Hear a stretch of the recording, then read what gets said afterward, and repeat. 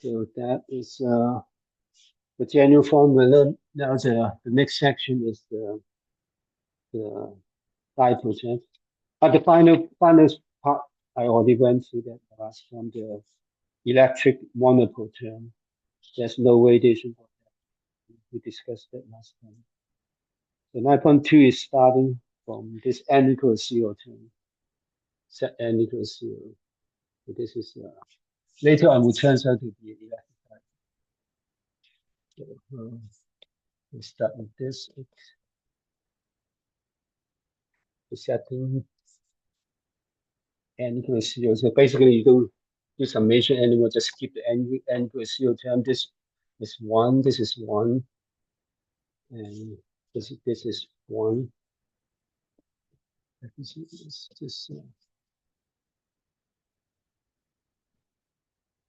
This the rest is just integrating the exponent. Okay, so that's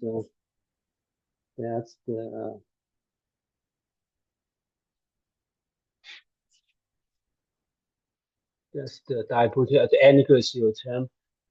And then this one we actually see that in my little the magnetostatic section. We actually for magnetostatic is actually 0. We have argument show that integration of J subject to the magnetostatic condition, basically divergence J. If divergence J is 0, then this integration would be 0. But now it's not this case. So we'll use the divergence J is not 0 because the continuity equation. Because divergence J is 0, right? But everything is a sinusoidal, so this depends on it. It's exponential factor, so this becomes I actually minus I. Divergence J is 0. So divergence J is I over rho. Rho is the charge density, at least the spatial part of the charge density. Or whatever that. If you include a time dependence, it's still correct. Okay. So divergence J is not 0. So this integration is not 0. And but the argument is similar. Actually, I think we consider a quantity called divergence of. We put two vectors together. Jackson has something similar, or not?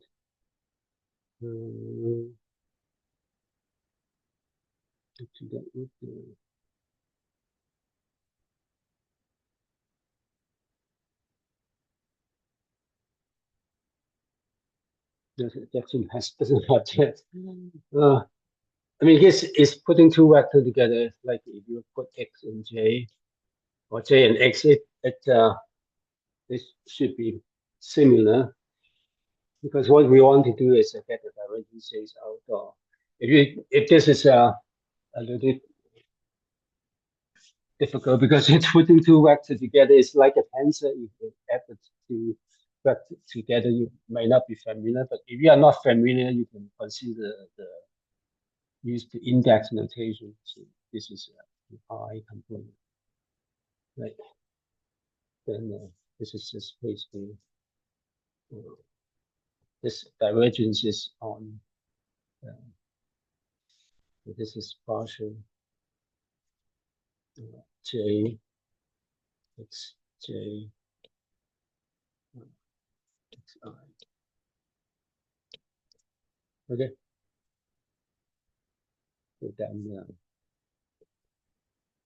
you can write it like this is just the derivative of the factors. You have two terms, partial J partial J, I mean power J, capital J is sub J. That makes sense. Plus x and partial J x I. Right. And you know what this is, right? We talked about it quite a bit. What this is. Also J x I. Remember? Yes. What? This is a conical delta. You take a derivative, and this is divergence J. Right? This is divergence J, and this is like a divergence J, or this is a conical delta. I mean, let's just write one more line. That's like just keeping this. Or delta Ji, delta Ij, right? Delta Ij, so basically is shifted. If you sum over J, this becomes J sub I, right? So in this case, we'll say that the divergence, going back to this notation, x J equals to divergence J x. This is just x vector, just because it's I component of this vector. It's just going back to x. And this is just J dot into identity. Conical delta becomes identity. And the reason to do that is we want to do an integration. Right. We want to do it. We want to do an integration over all space. Right. And you do an integration over all space of the whole thing, left hand side and right hand side. The left hand side, because of this total divergence, and the source is localized. So outside the source, if you integrate over volume larger than the source, this would be zero. So the right hand side is zero. Right hand side is zero after you do the integration. And this is integrating divergence J times x. And this is the J dot I is just the J itself. And divergence J is I omega rho. So I omega rho, then I omega you can take out from the integral. So it's just rho times x and integrate over volume and rho. And if you remember that the magnetic dipole moment is integrating charge density times x. This is the definition of electric dipole moment. So we got this I omega terms. This is I omega t, and this is what you have in here. This is J, just integrating J. Okay, so you can substitute. This is zero. So this integral now you can substitute into minus I omega p. Okay. And yeah, that's it. After all that, after all these consideration, a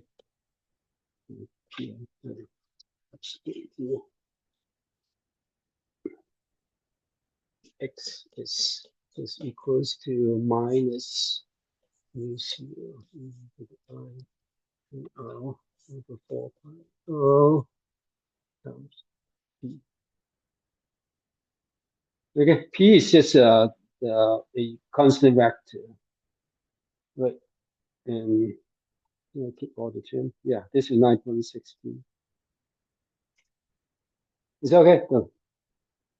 So that is the dipole terms after you set this n equals 0. So this integration can be integrated in this form. And then everything depends on this p, obviously, whatever this charge density, you integrate that. So this integral might be difficult to integrate, that doesn't matter. Finally, it's just constant. X, right? Yeah, this you can call expand because this is just an integration. So this is just an integration how you define p. x is x or x pi is just an integration variable. Doesn't matter what you call x or x pi.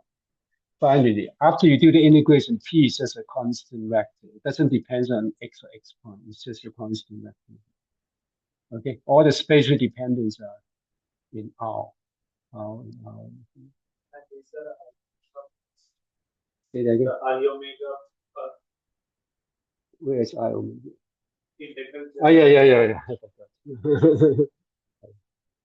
I omega minus I omega. All right. Yeah, I mu zero. Yeah, this is you need I. All right. But the spatial dependence is still this exponential function divided. Obviously, this p has a direction, it's a vector. Other than that, it's all the spatial dependence. The radial coordinate. Okay. So after you have the vector potential, you can do derivative to get all the other field, the magnetic field first, and then the electric field. And now in the far zone, we'll use again use the fact that the far zone called R is much greater than lambda or much greater than 1/k. We'll keep just simplify the derivative, and we'll see that right away because we'll calculate the magnetic field by taking the curl of A, and I mean B is curl A, but then just select or use H field. It actually doesn't matter. H is B over mu zero. H field is 1/mu0 of curl of this one. So you basically get rid of mu zero and curl. So you have minus I omega and over 4 pi. The curl of the rest.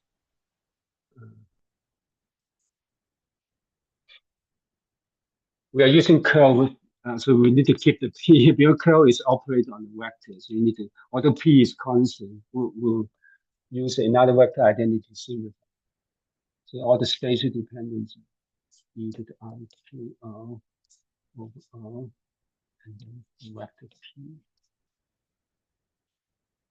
Right, and now you use the formula curl of a scalar function times a vector function. Although this is not a function, I can look at that. The curl of a constant time.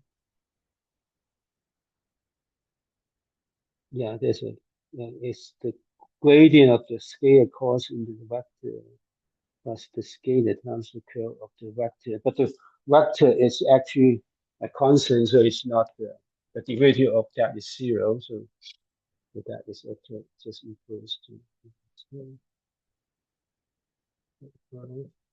gradient of this one.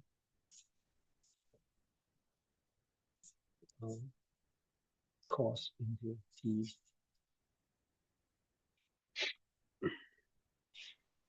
Right. And now this gradient operate on, there's two factors. So the exponential function has an R, the denominator also has an R. But these are all spatial coordinate. So the gradient of that is just partial R in the R direction or the N direction, right? So when you operate on the denominator, you get minus 1/r squared, and then in the R direction. So that's a 1/r smaller than this one. When you take the gradient of the denominator, when you take the gradient of this the numerator, basically this dipole ik, and then in the R direction, right? But then in this one, so R is much greater than lambda or much greater than 1/k. So k is, let me write this, R is much greater than 1/k. So k over R is much smaller than, and much larger than so.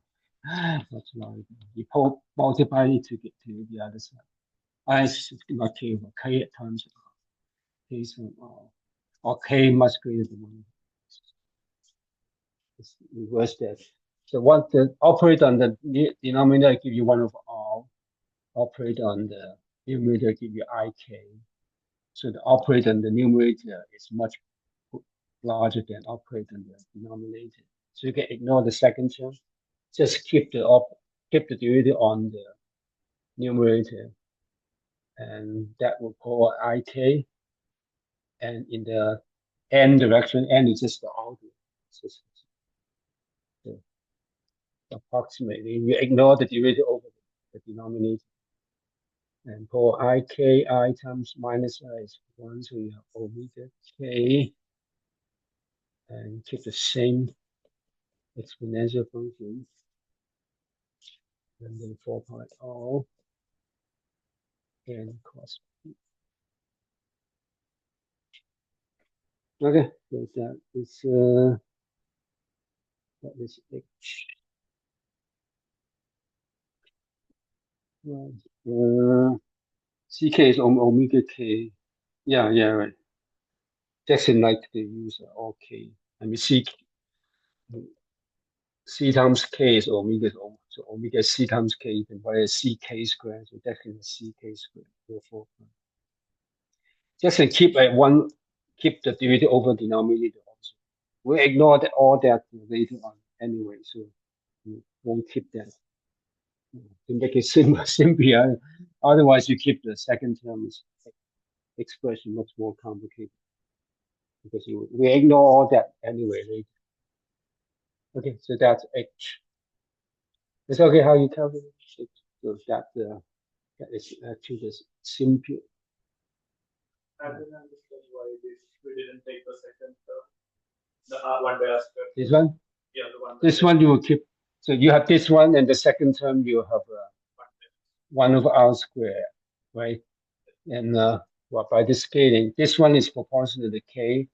When you take the derivative, is proportional to 1 over r. The k is much greater than 1 over r.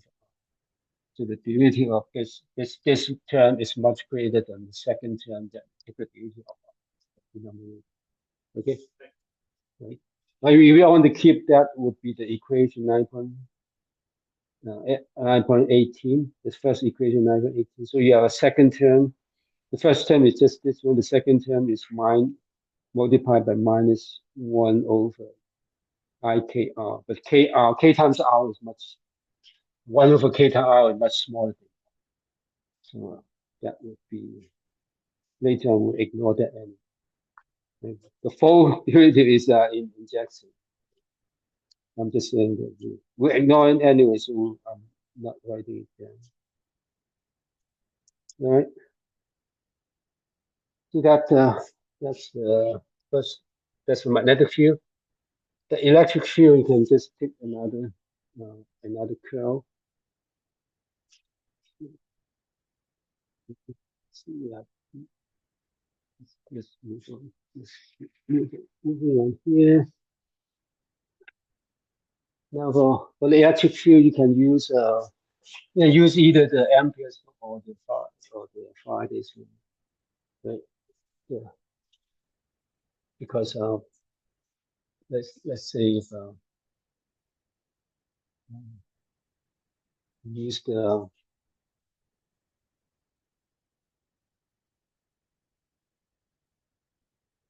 if you use the Faraday's law, so curl partial B partial T is a curl E. But we want to calculate the electric field, so you can use the amperes law.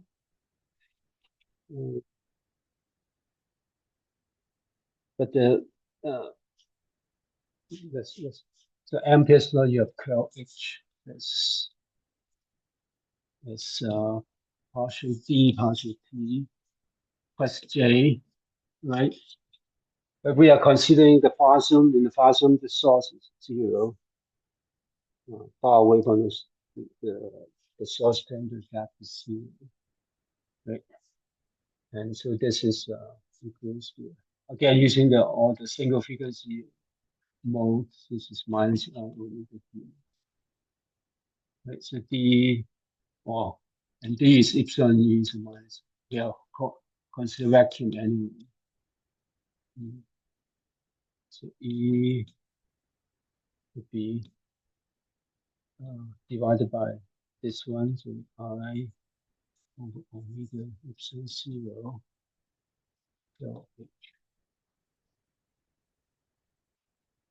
okay, I think Jackson has that in 9.5, equation 9.5. But Jackson like to use the C sub 0 symbol anyway, which is square root of mu 0 divided by epsilon 0. We don't have to use that as long as we get the final result correctly. That's fine. Right, so let's just keep using this one. So let's make it correctly. So that involve taking another curl of this one, taking another curl. This is H. So put H in here, take another curl. Obviously, just the same argument apply. So basically, you're pulling out another IK and N cos into whatever. Okay, so pull out another IK become minus K, and then omega over epsilon 0, and they keep the same factor with IKR, and you have 4 pi R and cos P. Right? Basically the same. You have this is still a vector, right? And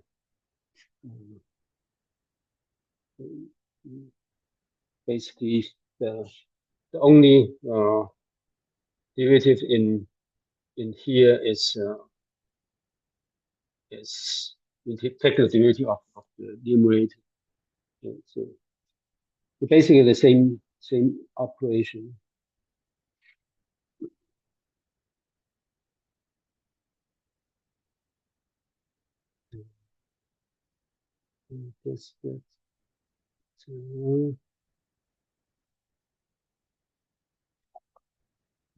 Just compare with section.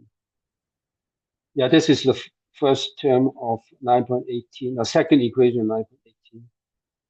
N cross P, except Jackson absorb this negative sign, the N cross P cos N.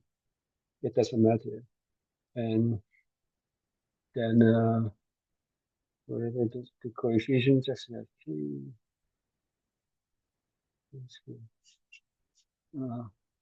Well, I forgot this omega. There's an omega over K, so I forgot to multiply omega. So omega K squared. Yeah, omega K squared. Yeah. So cancel the omega. You have K squared divided by 4 pi epsilon 0. And this is the same. Yeah, so that's just the same as Jackson. Okay, so we have the electric field and magnetic field. Is that okay? So up to here is just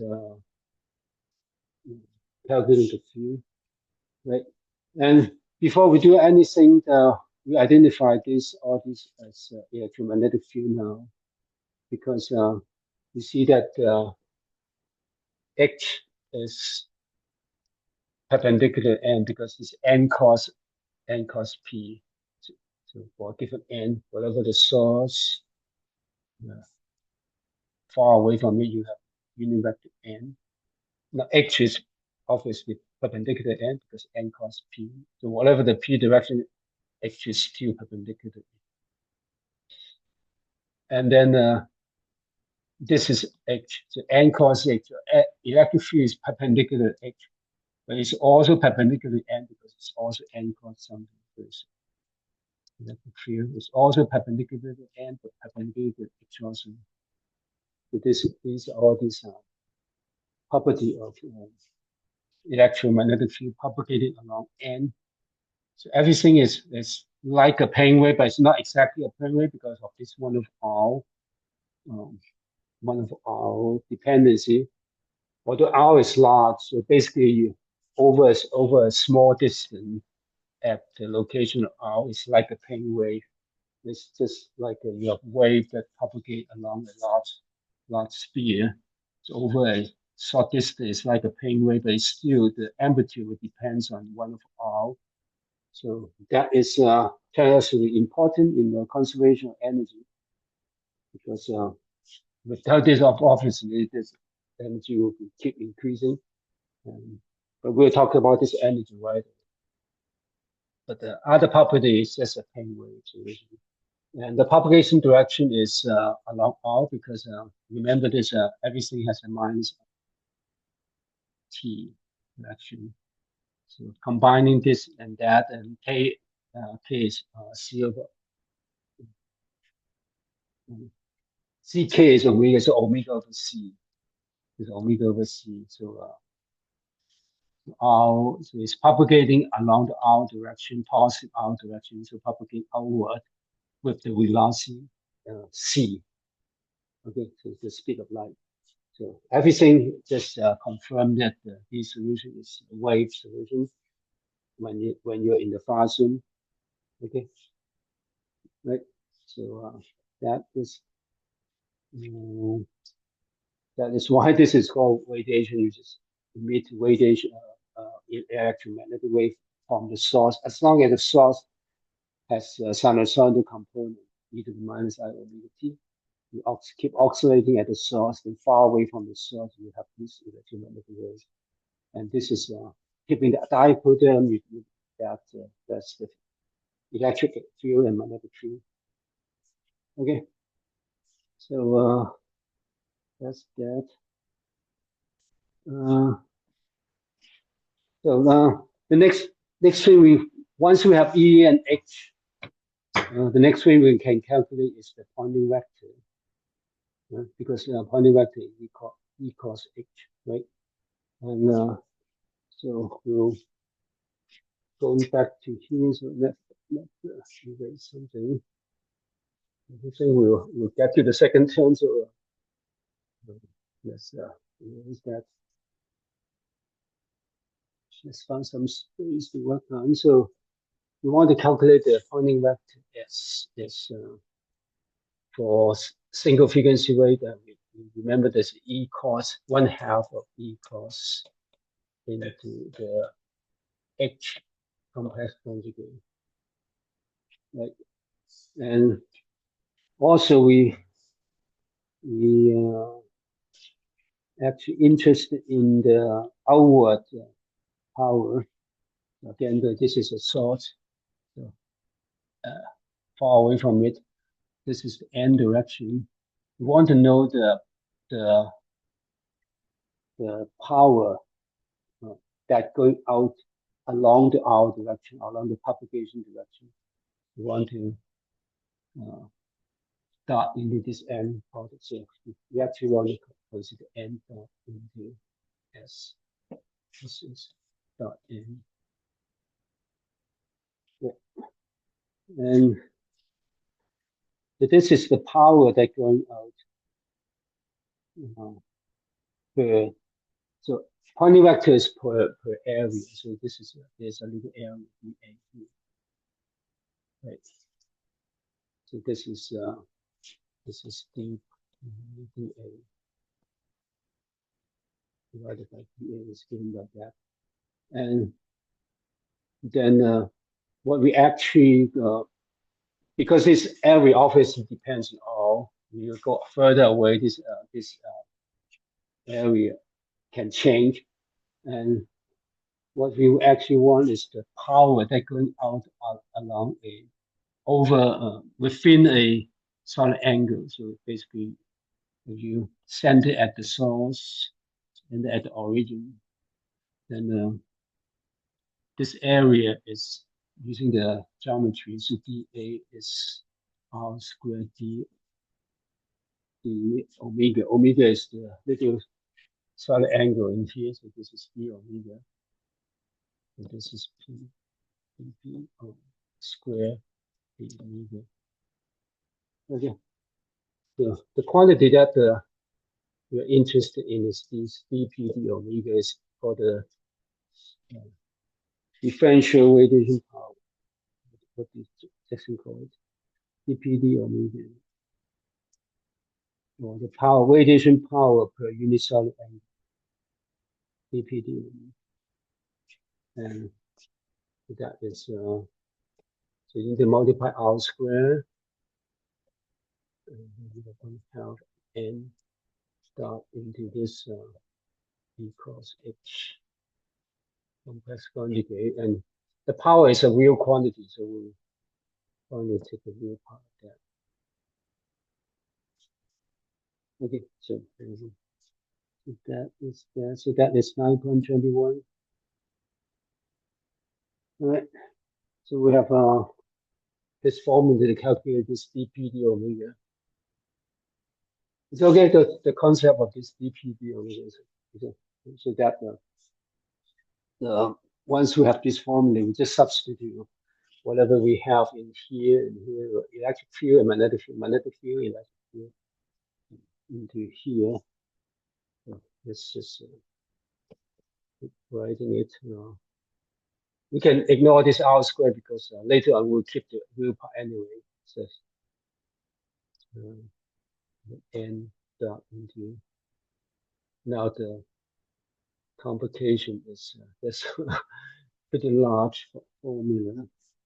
So let's just write it out explicitly. The magnetic, the electric field is minus k squared,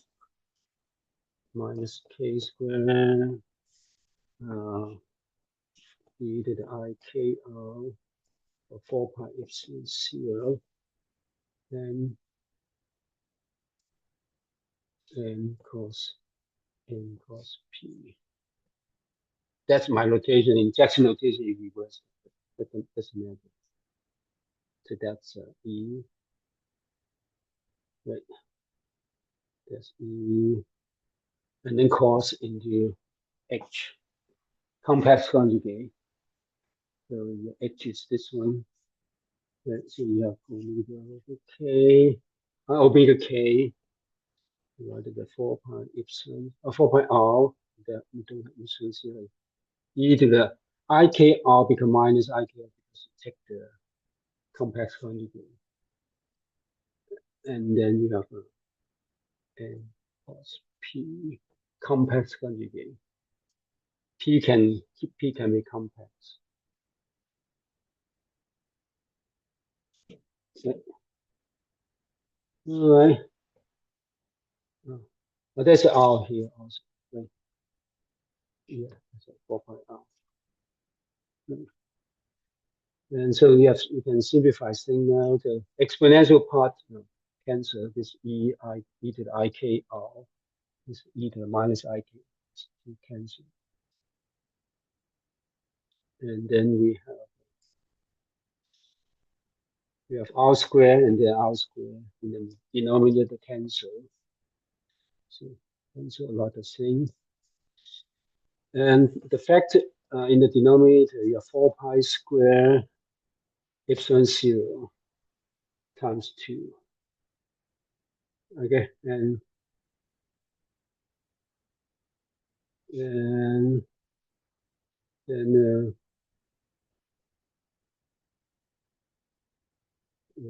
the first thing we do is just absorb this minus sign to here, just like what Jackson did.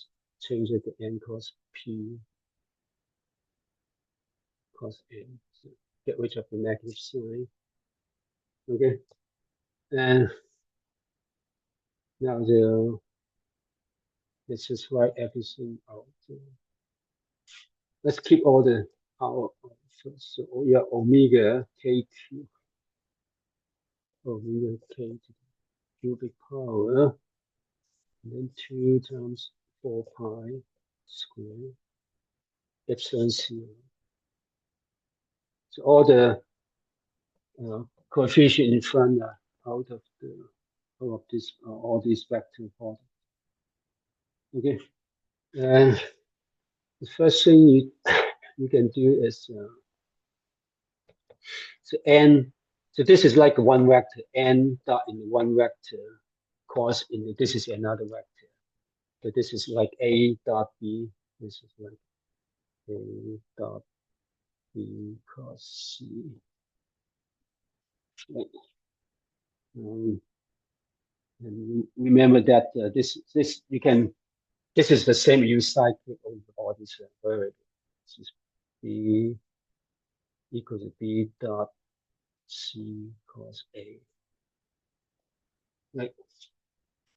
And b is this one.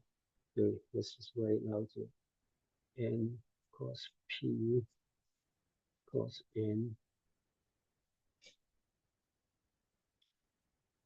B dot into c is this one, n cos p complex conjugate, and then cos a is n cos n.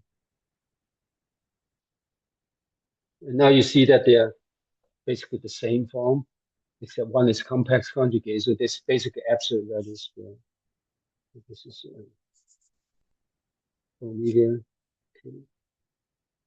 or if you like, you can write it as c k to the 4th power. Omega is c k. And then whatever the factor in the denominator, epsilon 0. And then complex absolute value, n cos p cos n.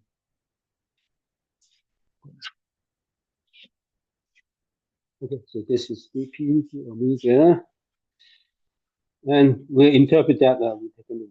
So this is 9.22. Oh, let's check everything. You have C, you have case form just like Jackson.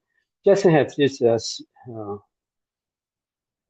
this strange thing, the C sub 0. The C sub 0 in Jackson is square root of mu C. Oh, they kind of string, but if you use one of the C factor in Jackson multiplied by C, C is one over mu C or epsilon C. So you cancel with this mu C, or this is one over epsilon C. So C times Z of 0 is 1 over epsilon 0. If you like, you can change the 1 over epsilon 0 to C times Z sub 0, just like Jackson has. And then the coefficient here is 2 to the 2 power is 4.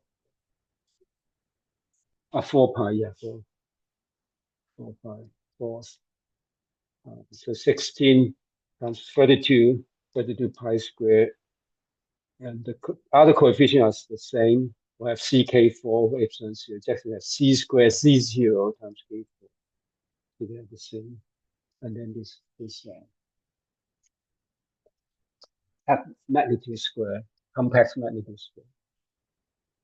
Okay, so that's 9.22, and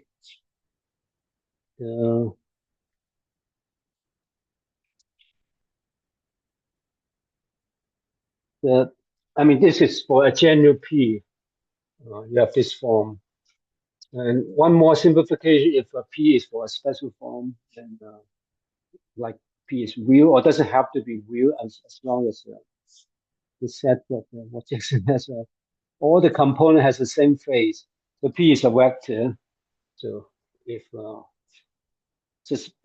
P is not real, just P is real P, or PR times the same complex function, complex phase by phi psi, or whatever the phase that you want to call. If this is real times exactly the same phase factor, then you can just treat it like real, because this phase factor in the complex magnitude square will cancel the phase, so you can treat P as a real vector. All right, so for the case if P is real, then we can further simplify that, because n cos P cos n You can use the triple product rule. Is n dot n p, and the n is 1, so p, and the minus p dot n in the n direction. Okay, and now you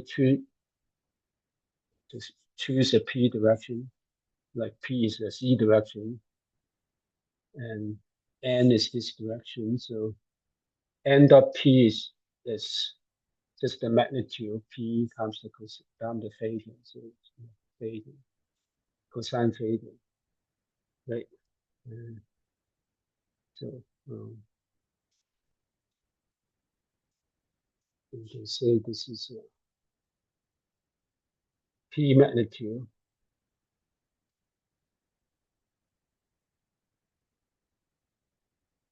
So like whatever you call it, so p magnitude, this is in the z direction, minus cosine theta in the n direction, which is just the r direction. Right. And then the square of that n cos. Now it's a real vector. Square is obviously just p square. And then the square of that, you have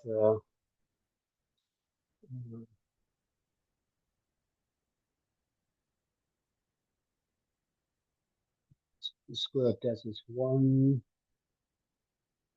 And then this is plus cosine square theta. And then the square term is minus 2.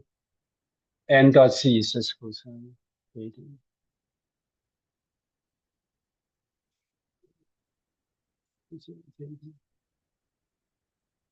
Right. Why did I not get it away? Okay, we have another cosine. Cosine theta. This is p squared. 1 minus cosine square theta equals to p squared sine square theta. Okay, so finally, for real.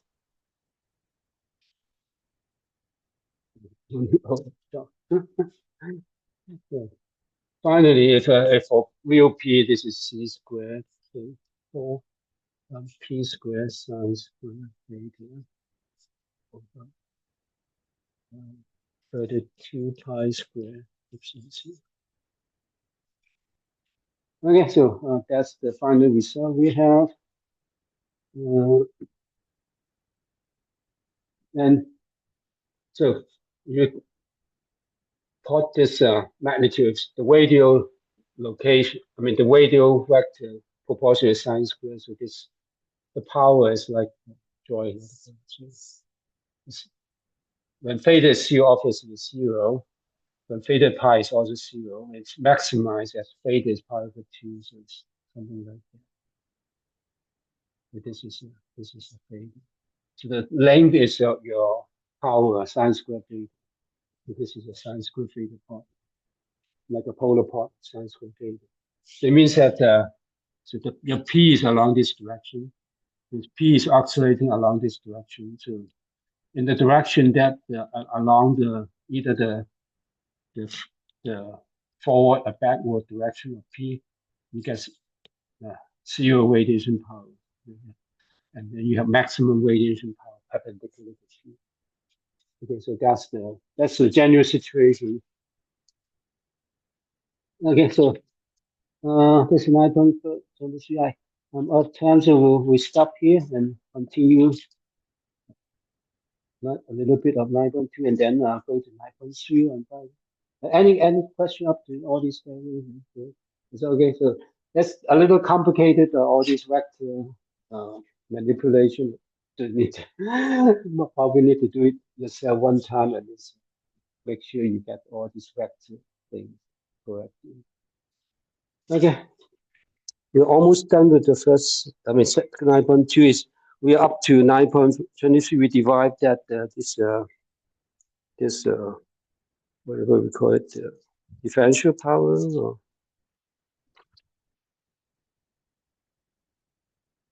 it's dp d omega.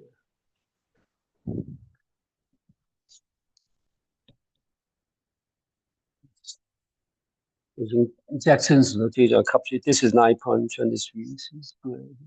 Jackson like this C sub 0 thing, which is square root of mu 0 divided by epsilon 0. You don't have to use that.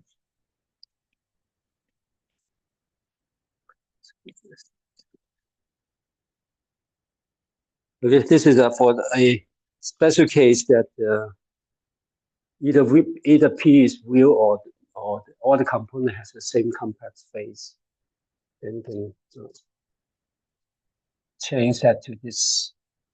The P is this direction. It's basically now P is in Z direction, in cylindrical coordinate or up or yeah, cylindrical coordinates or polar coordinate or spherical coordinates. So, but it's in the Z direction, right? And then that is the theta, right? With that sine square theta. This is the power that going out over a certain solid ring at the angle theta over a solid angle, small solid angle, and the power going out over this solid angle is this dp, right? So now, obviously, in order for that to be meaningful, it doesn't depend on the radius, or doesn't depend on radial distance. Once you are in the Fasm or radiation zone, because obviously you want the energy to be conserved, right? So all the energy going out of this cone, this little solid angle, no matter what R is, R1 over this distance or R2, the energy going out over this surface is still the same, because it depends only on the solid angle. So this is actually the fact that this doesn't depend on R is a statement that in the radiation zone, the energy is conserved, although the field depends on one of R. The energy going out of a solid angle is conserved, and total radiation power is also conserved. It's just a number, and you can calculate that by just integrating this, which is very easy. So the power is whatever this number.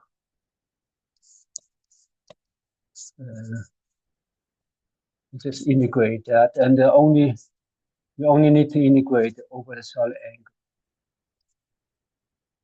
Sine square theta, and the solid angle, d omega in this case is theta, d theta, and you integrate d theta from 0 to pi and d phi 0 to 2 pi. Is that okay? And that kind of integration is straightforward. You know how to do this. This is I mean, obviously phi is just 2 pi, integrating out 2 pi.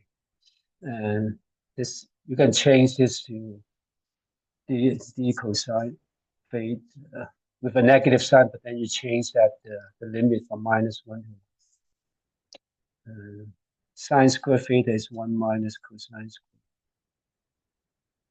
And that is just this integration, not including the phi. Phi is just 2 pi. This integrating to 2 for the first term, and this is minus 2/3, which is 2 times 1/3, right? No, 2 times 2/3, 4/4.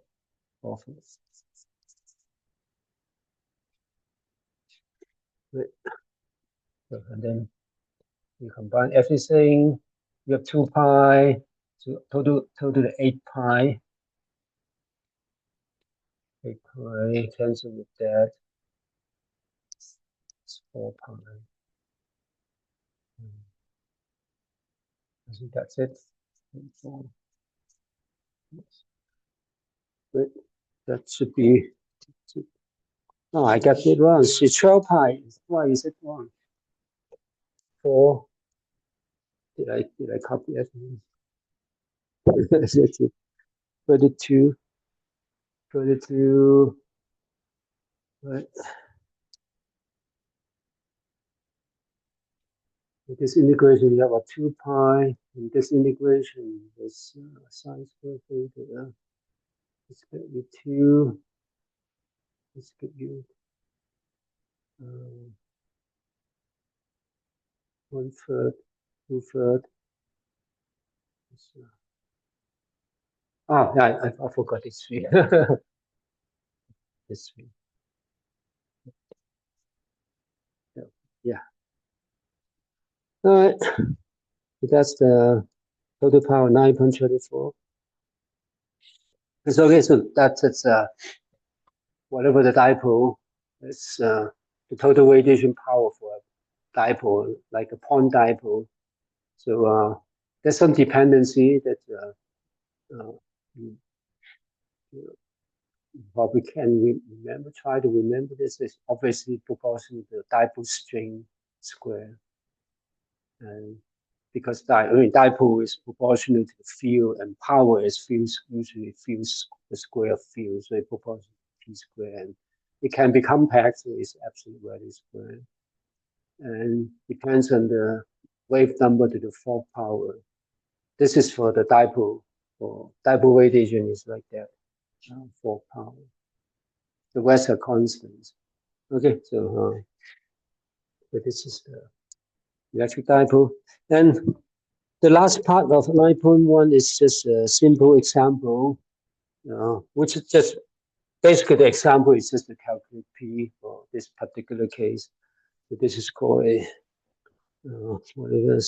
center fed linear antenna. It's just going like the antenna going along and going a dimension of d over 2 minus d over 2 to d over 2. And for this particular approximation, you just assume that you know the current. You know the current along this going back and forth, oscillating. You know the current on this thin wire. Obviously, there's a strong assumption. First, it's a thin wire, and then secondly, you assume you know the current, which sometimes is not. This is still a boundary value problem. In many cases, you need to solve for the J in the antenna also.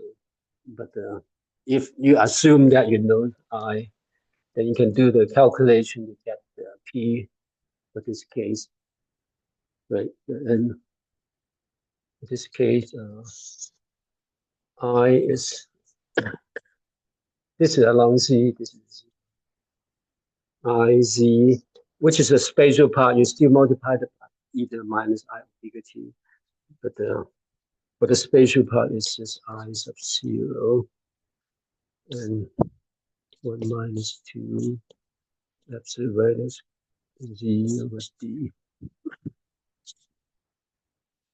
The idea is when Z is plus or minus D over 2, that would be 0. So the current stop at the end when it didn't oscillate.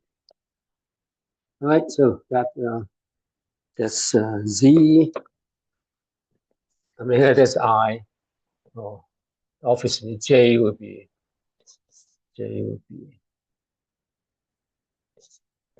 just I delta function. In this case, whatever that is, delta X, delta Y. Right. So then in order to calculate P, you remember P is rho X. Okay. Right. That's rho. That's P. That dipole moment. So you have J, but then you need a rho for your integration. So you use the continuity equation. So partial rho, partial T. Charge density is rho. Partial rho, partial T is minus I plus divergence J. divergence state I is a function of z, right? And this is in the z direction. So partial, that is partial jz, because it only depends on the z component only depends on z, so it's the divergence is partial jz, partial z, and that equals to 0. So you need to take the derivative of this one. In that case, this rho is this equals to that, so divided by minus I omega become minus I omega. Partial j partial z is partial I partial z, and then you have the function. Okay, and that derivative is trivial because it's just linear, but then it is absolute value, so there's a plus or minus sign. If you see it's positive, it's just this is minus. Z negative is plus, right? So basically, this will give you minus I omega I sub 0, and the constant is 2D, and when it is minus, it's when it C is positive, it's minus. So it's a sine of z minus sine of z. So z, and then this minus sign cancel with that. Becomes sine of z. Because when c change sign, this change sign. Okay. Did I get it correctly? 2I sub 0 omega d. Yeah. All right. And then you substitute in the here. And obviously, the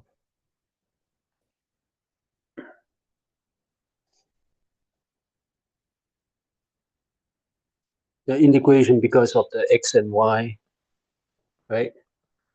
Then you just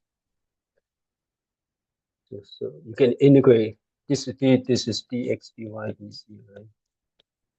And the xy integration by the delta function is just setting x and y to 0. So x, this vector x becomes a z in the z direction. So this becomes I capital I sub 0. There's a factor of 2 here, the omega d. And the only integration left is dz, or minus d over 2 to d over 2. And this becomes, everything is here. The only thing different is this z. This becomes z in the z direction and sine of z. Right? And that basically you can get rid of that by just integrating half of that. This makes it symmetric. This integration is symmetric. Get rid of that. 0 to be able to get rid of that and multiply by a factor of 2. And so that is, you integrate that over that is d 4i I sub 0 omega d 1/2 of t over t squared. Right. So altogether, this should be the same as I sub 0 d over 2 omega. Yeah, that is what the textbook has. And obviously, once you have this d, you can take the magnitude square and put it either here for the differential power, or and then the total power. So that is straightforward once you have the final answer for the p. Right. So, okay, so this is just this example is nothing with theory of the radiation. It's just a calculation of P. Right. But anyway, that's just a simple example. All right. That's the end of 9.2. Any question up here? All this? What is that? The history and Sign. Because there's absolute value, right? When you take the positive z, so it is absolute value. It means it is z when z is positive, minus z when z is negative. Because when you take a derivative, you need to change this absolute value function to an ordinary variable. When otherwise, you need to take the derivative of the absolute value. It becomes complicated. It's basically, I'm just writing z as z times sine of z. Is that okay? The absolute value is just like this. So it's z positive, this is positive, total is positive, this is negative, it's still positive. Right? So, and then the EDC is just taking derivative of this one. That doesn't matter. And as long as you're not taking derivative over 0, 0 becomes kind of undefined, because this absolute function in your part is just like the absolute value is like that. Right? The derivative is positive here, negative here, but not defined as c equals 0. Okay. Other than that, it's defined. Okay. So, any more?